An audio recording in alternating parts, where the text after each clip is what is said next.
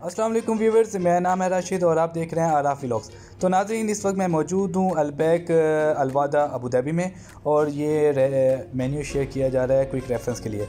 अच्छा जी, तो लाइन में खड़े हो गए टोकन लेने के बाद, और जितनी लंबी लाइन आप यहाँ पे देख रहे हैं इससे आधी लाइन टोकन लेने के लिए है। ठीक है जी। तो जब भी आपका इरादा हो अल्बैक से खाने के लिए तो 30 to 40 minutes keep in mind that you may be have to stand there.